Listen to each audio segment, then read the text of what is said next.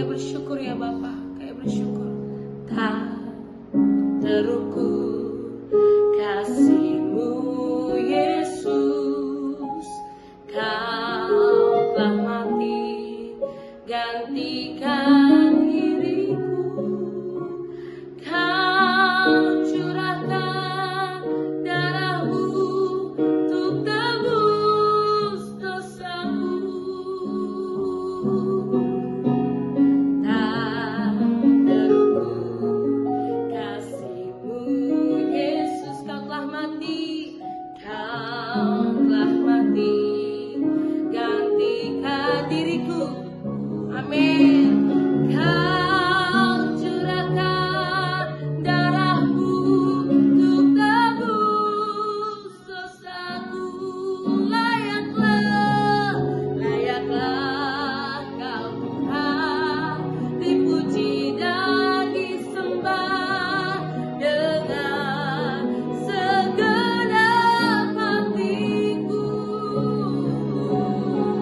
Layaklah Kau Tuhan, dipuji dan disembah dengan segenap jiwa ragaku. Tak terukur kasih Tuhan atas setiap kita. Amin. Tak terukur kasih-Mu Yesus, Kau telah mati gantikan. Amin. Kau curahkan darah-Mu untuk tebus dosaku. Layaklah Kau Tuhan, dipuji dan disembah dengan segenap hatiku. Layaklah Kau Tuhan, dipuji dan disembah dengan segenap jiwa ragaku. Layaklah Kau Tuhan, dipuji dan disembah dengan segenap hatiku. Layaklah Kau Tuhan, dipuji dan disembah dengan segenap jiwa ragaku. Dengan segenap jiwa ragaku. Dengan segenap jiwa ragaku.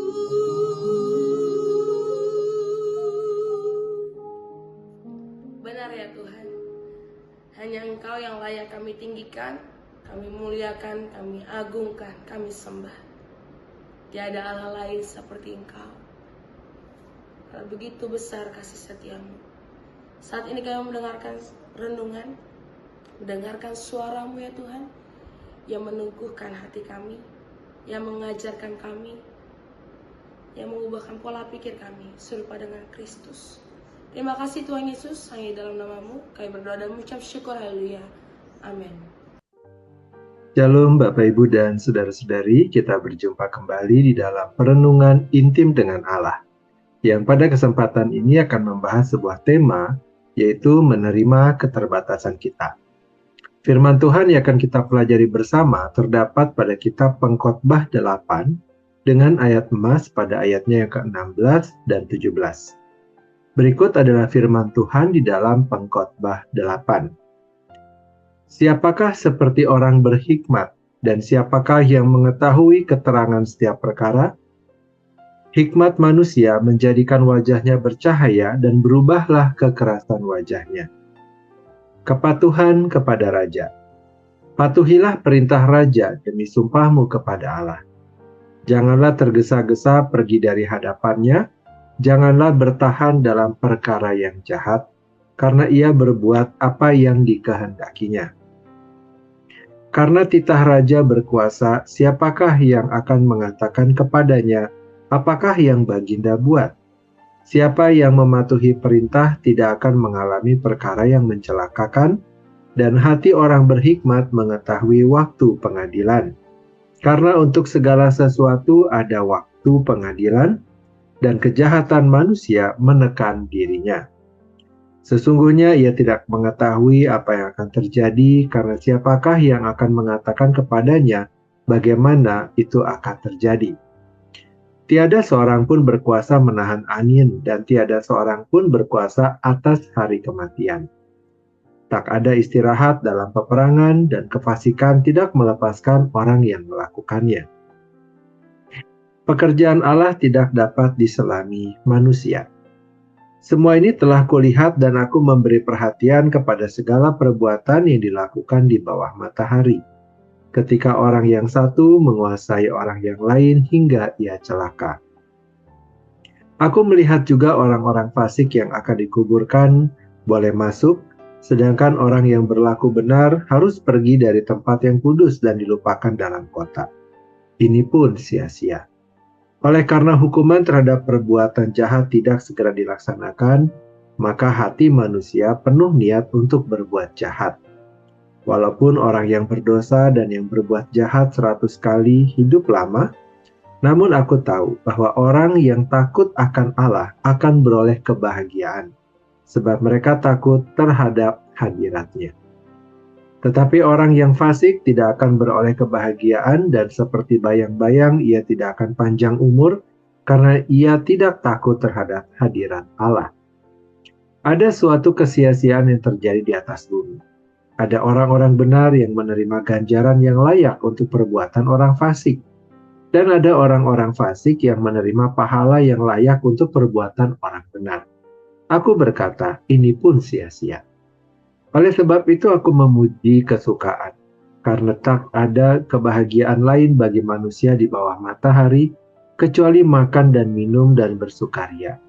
Itu yang menyertainya dalam jerih payahnya seumur hidupnya, yang diberikan Allah kepadanya di bawah matahari. Ketika aku memberi perhatianku untuk memahami hikmat dan melihat kegiatan yang dilakukan orang di dunia tanpa mengantuk siang malam, maka nyatalah kepadaku bahwa manusia tidak dapat menyelami segala pekerjaan Allah yang dilakukannya di bawah matahari. Bagaimanapun juga manusia berlelah-lelah mencarinya, ia tidak akan menyelaminya. Walaupun orang yang berhikmat mengatakan bahwa ia mengetahuinya, namun ia tidak dapat menyelaminya. Demikianlah pembacaan firman Tuhan. Berbahagialah kita yang mendengarnya dan tekun melaksanakannya. Bapak, Ibu, dan saudara-saudari, ada satu hal yang sering kita lakukan tanpa sadar.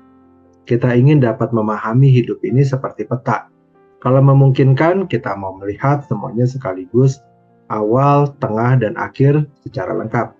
Kita ingin mengerti mengapa sebuah peristiwa terjadi, mengapa doa belum dijawab, mengapa yang benar justru terdesak, mengapa yang tidak benar seakan-akan aman. Dalam hati kecil, mungkin sekali kita berharap hidup ini dapat diprediksi dan dikendalikan. Tetapi Pengkhotbah 8 menyatakan bahwa manusia tidak memiliki kapasitas untuk memahami seluruh karya Allah. Bahkan Salomo, seorang raja yang terkenal berhikmat, justru juga mengakui keterbatasan manusia. Manusia bisa bekerja keras siang malam, bisa membaca, meneliti, menghitung, menganalisis, dan sebagainya.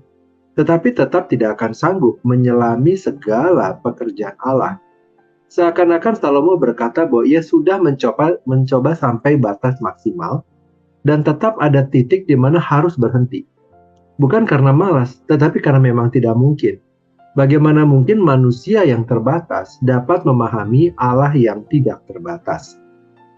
Pengakuan akan keterbatasan ini bukan menjadi ajakan untuk menyerah atau menjadi pasif. Pengkhotbah menyampaikan agar kita harus memotong akar kesombongan yang menyangka bahwa jika kita cukup pintar, cukup rohani, cukup berpengalaman, maka kita akan mengerti seluruh rencana Allah.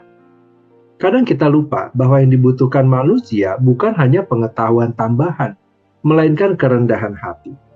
Ada perbedaan besar antara tidak tahu karena malas dan tidak tahu karena memang manusia terbatas. Inilah yang disampaikan dalam kitab Pengkhotbah, mengajak kita memahami keterbatasan kita. Perhatikan kalimatnya. Di dalam ayat 17 dikatakan, bagaimanapun juga manusia berlelah-lelah mencarinya, ia tidak akan menyelaminya. Di sini Tuhan sedang mengajar kita sesuatu.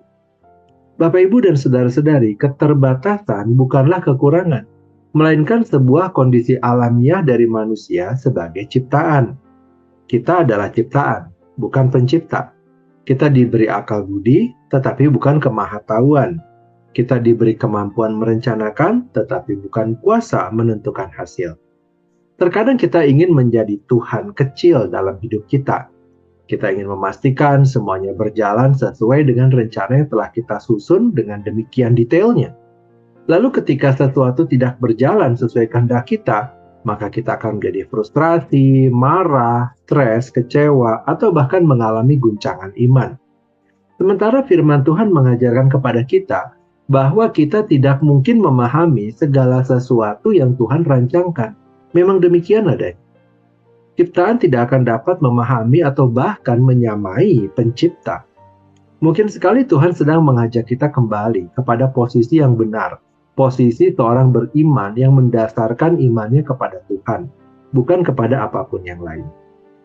Namun kita perlu memahami bahwa menerima keterbatasan bukan berarti hidup tanpa arah dan tujuan. Bukan berarti tetap berada di dalam keterbatasan dan kelemahan. Tuhan tidak memanggil kita berjalan dalam kegelapan total. Ia memberi firman sebagai pelita. Mazmur 119 ayat 105 menuliskan, "Firman-Mu itu pelita bagi kakiku dan terang bagi jalanku." Firman menerangi jalan, bukan selalu menerangi seluruh area.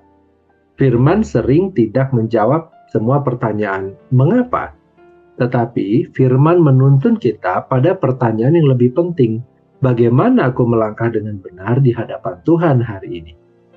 Firman tidak selalu memberi kita peta yang lengkap, tetapi memberi terang untuk melangkah maju satu langkah demi satu langkah. Bapak, Ibu, dan saudara-saudari, Pengkhotbah 8 juga menyinggung realitas yang mungkin sulit untuk dapat kita mengerti. Ketidakadilan, hukuman yang tertunda, orang fasik yang seolah-olah baik-baik saja. Dalam situasi seperti itu, mungkin sekali kita kemudian menganggap tidak ada gunanya hidup benar. Tetapi justru di dalam paradoks itu, Pengkhotbah mengarahkan kita kepada sikap yang benar, takut akan Allah, hidup berhikmat, dan menerima karunia Tuhan dengan syukur. Inilah iman yang teruji. Iman yang tidak bergantung pada cepatnya keadilan dinyatakan, melainkan pada kepastian bahwa Allah tetap berdaulat. Mungkin sekali sebagian kita saat ini sedang berada pada kondisi hidup yang tidak menyenangkan. Ada doa yang belum terjawab, ada pintu yang tertutup, ada keadaan yang terasa tidak adil. Pengkhotbah 8 mengingatkan kita dalam ayat 17, bahwa manusia memang tidak dapat menyelami segala pekerjaan Allah yang dilakukannya di bawah matahari. Di sini kita dapat merasakan sebuah ketenangan dan penerimaan. Sebab ketika kita berhenti memaksakan diri menjadi maha tahu, kita mulai belajar percaya. Ketika kita berhenti menuntut kontrol total, kita mulai belajar berserah kepada Tuhan. Bapak, Ibu, dan saudara-saudari, mari kita kembali merenungkan dan memahami sebuah kebenaran ini. Tuhan tidak meminta kita memahami semua pekerjaannya. Tuhan meminta kita berjalan bersamanya. Firman memberi terang yang cukup untuk satu langkah, lalu satu langkah lagi. Dan dalam setiap langkah itu, Allah membentuk kita, bukan hanya agar kita mengerti, tetapi agar kita menjadi rendah hati, teguh, dan setia. Kiranya Tuhan menolong kita menerima keterbatasan kita, bukan dengan putus asa, melainkan dengan iman. Kita memang terbatas, tetapi Allah tidak terbatas. Dan itu sudah lebih dari cukup. Mari kita berdoa. Bapa yang baik, kami berterima kasih dan bersyukur kepada Tuhan atas kasih setiamu dan anugerahmu, sehingga pada hari ini kami masih diizinkan untuk mendengarkan kebenaran firman Tuhan. Kami mengakui bahwa kami adalah ciptaan yang terbatas dan Engkaulah pencipta yang tidak terbatas, sehingga kami tidak selalu mampu memahami segala pekerjaan dan jalan-jalan-Mu. Ampunilah kami ketika dalam kesombongan kami ingin mengendalikan hidup, menuntut jawaban atas segala pertanyaan mengapa, dan gelisah ketika apa yang kami alami tidak sesuai dengan kehendak kami. Ajarlah kami melalui firman-Mu untuk hidup dalam takut akan Engkau, berjalan dengan hikmat, dan menerima setiap hari sebagai anugerah-Mu. Meskipun doa-doa kami belum terjawab seperti yang kami harapkan. Terangilah langkah kami seturut firman-Mu yang menjadi pelita bagi kaki kami. Mampukan kami melangkah dengan setia, satu langkah demi satu langkah, sambil bersandar penuh pada kedaulatan-Mu.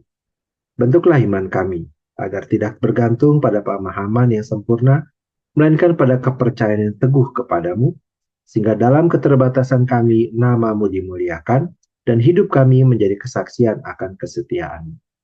Kini kami kembali memohonkan kepada Tuhan, kiranya Engkau memberkati kami dengan segala kebaikan dari Allah Bapa, cinta kasih dari Tuhan Yesus, serta persekutuan dengan Allah Roh Kudus yang menyertai kami, sampai kedatangan Tuhan yang kedua kali. Terima kasih Bapa, dalam nama Tuhan Yesus kami berdoa. Amin. Demikianlah pembacaan firman Tuhan dan perenungan intim dengan Allah pada kesempatan ini. Sampai bertemu kembali dalam perenungan intim dengan Allah berikutnya. Tuhan Yesus memberkati.